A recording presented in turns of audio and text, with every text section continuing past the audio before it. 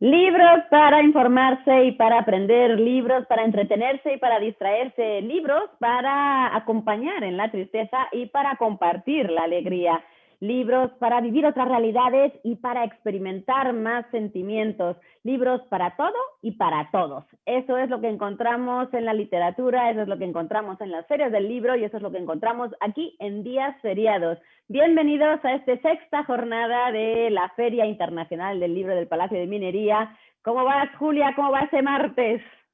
Va muy bien, Lau. Feliz de estar aquí de nuevo contigo y con todo el auditorio para, efectivamente, como bien lo señalas, hablar de libros para cualquier necesidad. Este es una suerte de consultorio de libros, consultorio libresco. Para cualquier necesidad siempre hay un buen libro. Y bueno, pues como siempre decimos, ¿verdad, Lau? Nos encanta que estén en contacto con nosotros a través de las redes sociales, a través de Facebook y Twitter como TV UNAM, Instagram estamos como TV UNAM Oficial y los hashtags TV UNAM, Prende TV UNAM y Días Feriados. Los hashtags Días Feriados y Prende TV UNAM.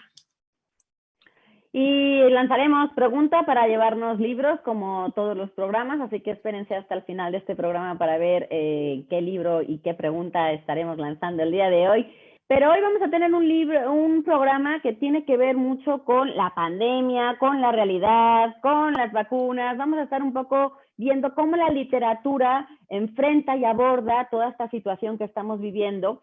Y esta primera cápsula, Julia, tiene que ver con las crónicas de pandemia. Se ha escrito muchísimo acerca de lo que estamos un poco experimentando, sufriendo, padeciendo, todo el mundo un poco hablando desde lo introspectivo, del yo, porque es lo que tenemos, estamos encerrados en cuatro paredes, pero han salido buenas crónicas, buenos experimentos, siento yo, en algunos casos, y se ha producido mucha literatura y todo lo que nos queda por ver, porque ha habido series, ha habido películas, digamos que vamos a tener pandemia para rato, ¿verdad? Así es, Lau, porque pues es obvio, en cuanto nos sentimos encerrados, pues artistas de todos los órdenes empezaron a producir, desde, como bien dice, cineastas, músicos, en este caso, escritores, y no solo, y es el caso de la cápsula que vamos a ver ahora, coordinada por el poeta José Ángel Leiva, director de la revista La Otra, y él se dio la tarea de reunir más de 40 voces, no para nada todas pertenecientes al ámbito literario, hay obreros, vendedores ambulantes, estudiantes, en fin, para que cada uno dé su mirada de cómo estamos viviendo la pandemia. Así que es una cápsula que tiene que ver con todos nosotros. Vamos a verla y vamos a escuchar estas voces que seguramente van a encontrar eco en nuestro interior.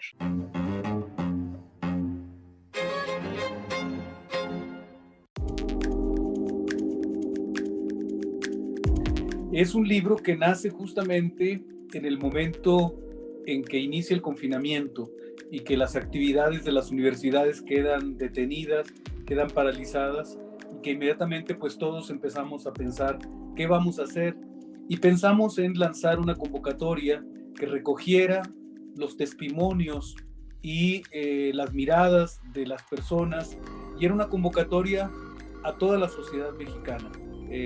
O sea que aquí están representados los puntos de vista, las experiencias, la escritura de más de 40 personas y distintas edades también. Hay personas ya de edad avanzada, pero también hay personas muy jóvenes, hay catedráticos, hay estudiantes, hay obreros, hay personas que no están relacionadas con el mundo escritural. Sí representa una diversidad socioeconómica, sociocultural, y que son diferentes registros, diferentes perspectivas y experiencias de la pandemia, porque no es lo mismo, por ejemplo, un vendedor ambulante, no es lo mismo una persona que trabaja en una oficina y lo hace desde su casa y que tiene un sueldo seguro, a una persona que tiene que salir a buscarse el sostén. Este es un registro de una experiencia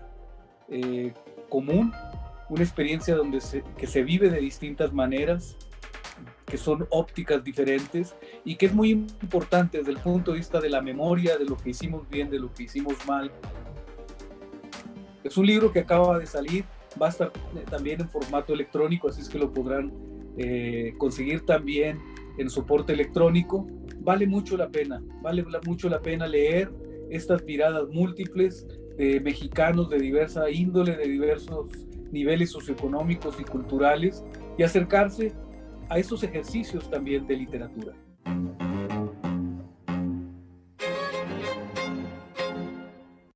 Pues ahí tienen Un virus sin corona, Crónicas de la pandemia, que va a publicar y que se presentó hoy en la mañana a las 12 del día y que publica la Universidad Autónoma de la Ciudad de México.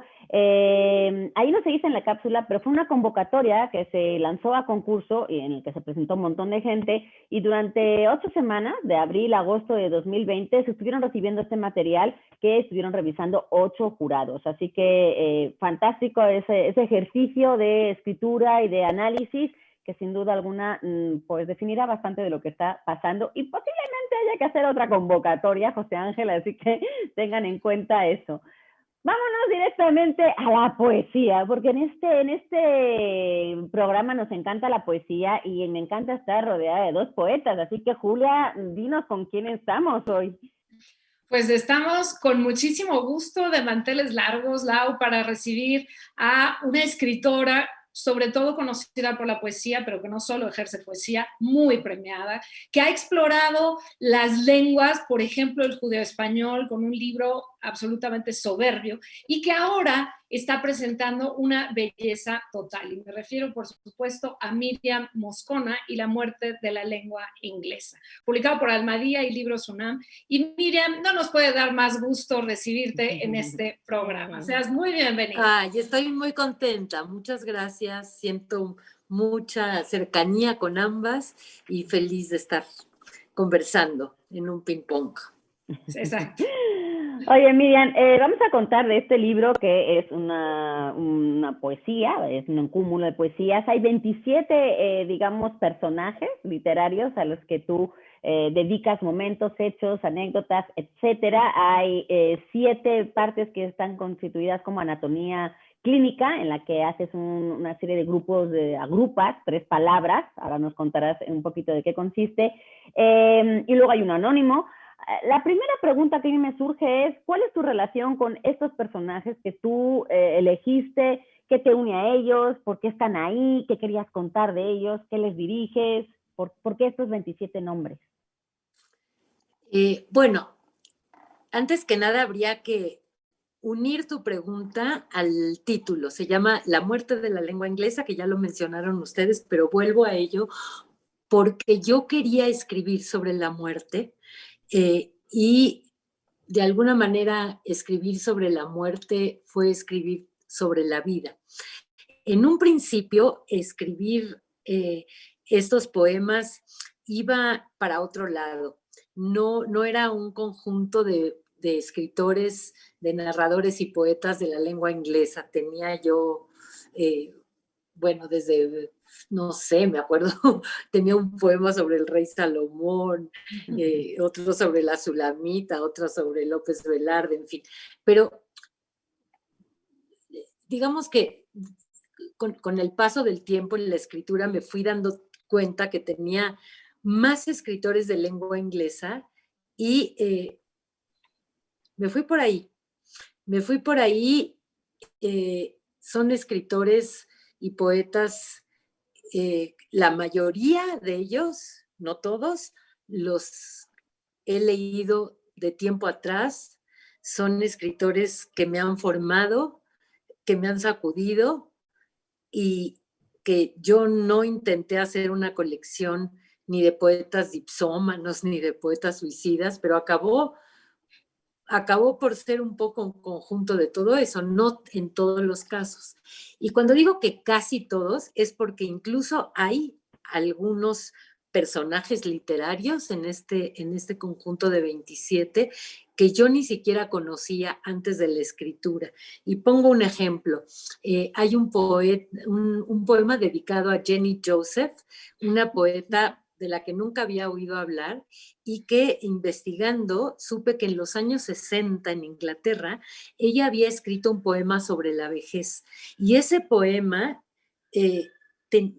tuvo un fenómeno increíble que a veces quiero imaginar que así era la poesía en la antigüedad, ¿no? Pasaba en esta tradición oral, la gente se lo aprendía de memoria. Bueno, en este caso estamos en el siglo XX, los años 60, pasaba en fotocopias de mano en mano, la gente se lo sabía, había programas de radio que se hacían en torno a este poema y nadie sabía de quién era. Es increíble, había un anonimato, que a mí eso además es algo que me llama mucho la atención. ¿Qué tal que leyéramos puros textos anónimos? Seríamos mucho más sinceros en nuestra percepción. Los textos dejarían de tener firma y nuestra percepción sería más virgen, no estaría signada, ¿no? por una firma. Bueno, yo cuando supe de esta historia, me encantó el poema de Jenny Joseph sobre la vejez, pero yo no podía escribir sobre ella porque ella estaba viva. Y esta es una colección de poetas que están en otra dimensión, ¿cierto? Entonces, ocurrió que por una casualidad, porque pude haberlo perdido, me tocó ver la nota del día en que Jenny Joseph murió. Volví a leer el poema y la energía de ese poema me hizo escribir lo que escribí. Entonces, no, claro que no es el caso de lo que hizo en mí William Carlos Williams o Emily Dickinson o Dylan Thomas, desde luego que no. Pero este libro también tiene un poco esta intención, por lo menos, no sé si es un logro, pero sí es una intención malabar, ¿no? De echar un poco tanto el lenguaje como este tema. Finalmente yo soy mexicana y pues los mexicanos hemos crecido en torno a la muerte siempre con un ojo cerrado y otro abierto, ¿no? Con la muerte convertida en azúcar también, ¿no? En fin, creo que por trágicas que puedan ser muchas de estas vidas, que sí lo son, bueno, traté de meterme por una diagonal. No sé si de alguna manera doy una respuesta a tu pregunta. Sin duda. Yo creo que sí, porque lo que sin duda logras, Miriam, es que nos sintamos un poco impersonados en estos escritores. Es decir, haces un juego que me resulta muy, muy, muy interesante y es, a veces habla directamente Miriam Moscona o la voz poética, como quiera llamársele, y a veces está hablando el escritor. En unos casos es diálogo y en otros casos, no sé si necesariamente está hablando el escritor, pero sí utilizas recursos. Estoy pensando en el poema de E.E. Cummings, por ejemplo. Y yo te quiero preguntar, ¿cómo fue tu acercamiento a la muerte a través de poetas de lengua inglesa? Estoy pensando en tu libro Tela de Cebolla, donde a través de la visión judeo-española das una impronta, ofreces una impronta del mundo, porque los lenguajes, los idiomas no son nada más palabras que suenan diferentes, sino son toda una visión del universo. Y yo te quiero preguntar, ¿qué encontraste en estos poetas de lengua inglesa, tú escribiendo en español, en cuanto a la muerte? ¿Notaste alguna, no sé, alguna diferencia, algún matiz, alguna cosa que te llamó la atención entre ellos escribiendo en inglés y tú escribiendo en español sobre ellos? Mira, quisiera empezar por decir que si hay algo que yo defiendo, me considero hasta una activista en cuanto a la defensa de las lenguas, porque lo que acabas de decir es totalmente cierto. Las lenguas no son un cúmulo de palabras, son una visión del mundo, es una llave maestra la que tiene cada lengua, que abre un mundo único. Entonces, bueno, esta ironía, la literalidad de que sí, ¿por qué la muerte de la lengua inglesa? Le contaba yo ayer a alguien también en una entrevista que el lenguaje es tan maravilloso que con solo cambiar una preposición todo cambia. Y este título tenía una preposición distinta, no era la lengua de la muerte, la muerte de la lengua inglesa, sino en la lengua inglesa. Entonces, nada más cambiar eso, cómo alumbra de otra forma. Sí, mira, hay también muchos textos en el libro, como el de Cummings, como el de William Carlos Williams, que son un pastiche hasta cierto punto de este ejercicio de la imitación a voluntad, que es fascinante cuando es voluntad, porque cuando se te cuela y estás imitando sin darte cuenta, digo, creo que es el peor enemigo que puedes tener. Sí, es una lindísima pregunta, habría que profundizar en ella más acerca de cómo cambia el temperamento en una lengua y en otra. En el caso, por ejemplo, hay un poeta que tiene una historia increíble, que es un momento de muerte muy conmovedor, que es Robert Lowell. Esta es una historia que yo sabía desde hace mucho, y es que Robert Lowell murió en la parte trasera de un taxi cuando iba a buscar, a visitar a su esposa, a su segunda esposa, a su ex, pues, en Nueva York, le dio un ataque al corazón, murió en el taxi, llegó muerto a visitarla.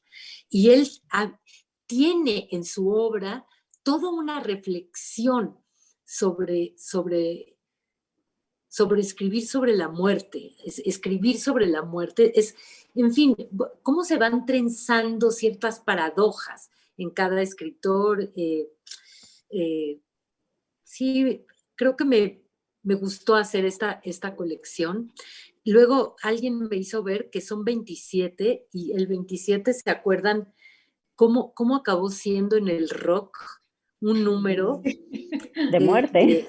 Sí. Totalmente, sí, acabó con esa cábala involuntaria, es así involuntaria.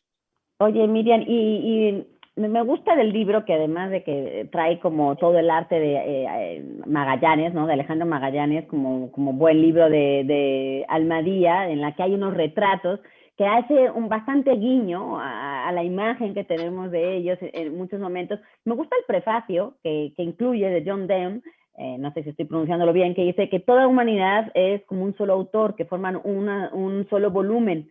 Cuando alguien muere es como si quitaran una página, como si la arrancaran. Y entonces ahora, cuando hay traducciones, pues puede ser hay lenguas mejores, algunas se traducen por la edad, por enfermedad, por la guerra, por accidentes.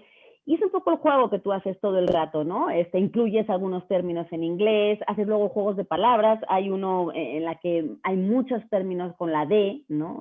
Que imagino que también fue una manera como de jugar con el lenguaje. Claro. Esta que decía yo de la anatomía clínica, que es una estructura en la que tú mezclas pues, grupos de 3 palabras. Adjetivos, son muchos adjetivos, ¿no? Cuéntanos un poco cómo fue esa escritura en la que tú elegiste ese juego y en la que supongo que también tú disfrutaste un poquito haciendo esos guiños con el lector. Mira, tu comentario, tu pregunta, tu intervención incluye tantos pequeños temas que creo que nada más voy a tomar uno para no dejarlo fuera, que es la intervención maravillosa, el diálogo increíble. Me siento muy afortunada de haberlo tenido con Alejandro Magallanes y estos dibujos llenos de humor que dialogan con el libro, que son además como un libro adentro de otro libro, pero al mismo tiempo es un rizoma que se conecta realmente con el temperamento de los poemas. Me siento muy afortunada, también me siento afortunada de que a pesar de ser un libro como un objeto divertido y para mí muy bien editado, sea un libro a un precio tan accesible. Me encanta no tener un libro caro, y más en estas épocas de pandemia, ¿no? Claro. Casi se nos acaba el tiempo, pero no quiero dejar de leer 3 de los adjetivos que tú das a la lengua inglesa: presumida, andariega, cambiante, para que se les antoje más todavía este libro de Miriam Moscona, La muerte de la lengua inglesa. Pues Miriam, qué placer siempre platicar contigo, escucharte, leerte, y estos nuevos poemas que me parece que uno es mejor que el otro y el siguiente es mejor y ya no sé con cuál quedarme, pero de veras una celebración de la poesía, una celebración de la lengua y una celebración, como bien lo señalas, de la vida, no de la muerte, sino de la vida. Muchas gracias por estar aquí en Días Feriados y muy enhorabuena con este libro. Laura, Julia, las quiero, es padrísimo estar con ustedes y que siempre sean días feriados. Ahora nos tocan días tristes, pero aquí estamos. Aquí estamos. Recordar que Miriam estuvo el viernes 19 presentando este libro. y que esperamos poder correr a las librerías y poder hacer esa petición de los libros también para que nos lleguen a casa. Gracias, Miriam. Y nosotros ahora nos vamos con los mitos y las realidades de las vacunas. Es un cambio drástico de tema, pero también es algo que se estará presentando el sábado 27 a las 12 del día en la feria acerca de por qué vacunarse, qué son las vacunas, por qué es necesario vacunarse y por qué que no se vacune a alguien es importante para todos y cómo nos afecta. Y vamos a escuchar las palabras de Susana López Charretón, doctora de la UNAM y una especialista en este tema, que será quien esté a cargo de esta charla el próximo sábado.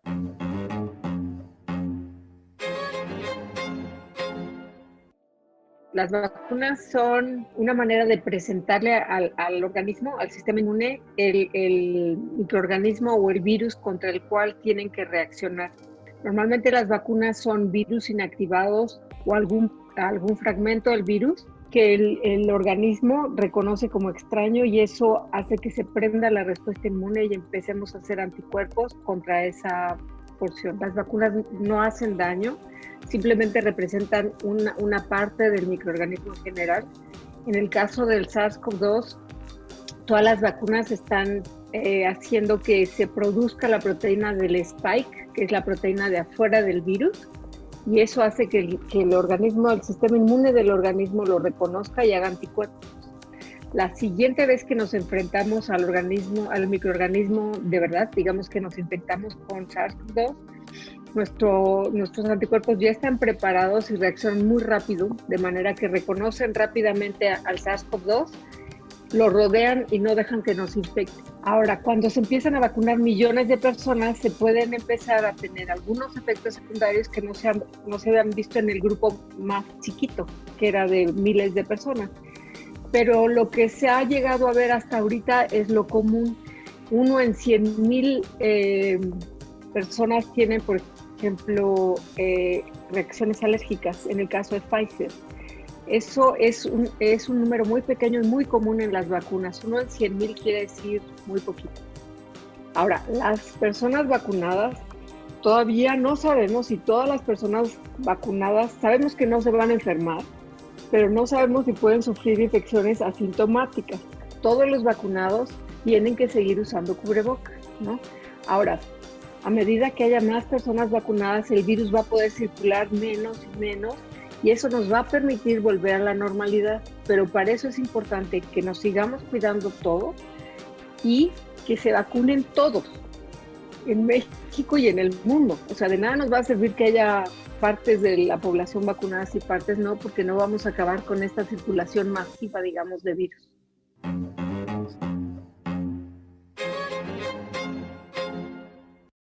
Qué barbaridad, Lau. A mí no deja de impresionarme. Sé que es una trivialidad tal vez, porque bueno, hace muchos años, muchas décadas, muchos siglos tal vez existen vacunas, pero a mí no deja de maravillarme que puedan programar al cuerpo para que encapsule a un bicho y entonces ya no te contagies de COVID. Me parece una cosa que me vuela la cabeza, ¿no? Y lo fascinante que es el cuerpo humano, ¿no? Cómo se va adaptando y cómo va haciendo que todo sea perfecto y milimetrado. Así que gracias a todos esos científicos que han estado durante meses trabajando arduamente para lograr esta vacuna en tiempo récord y que van a hacer más llevadero esta desescalada y esta salida otra vez al mundo. Así que hay que agradecer también que se le haya apostado económicamente y que haya habido todo un grupo de científicos por todo el mundo en ello.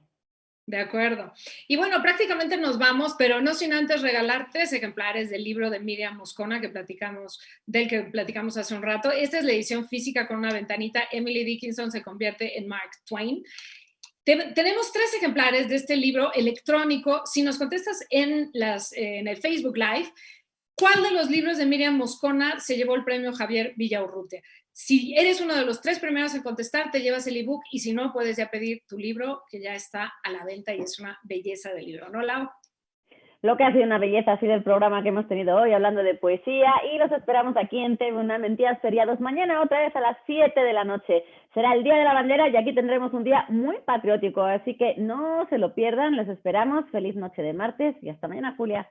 Gracias, Lau. Bye.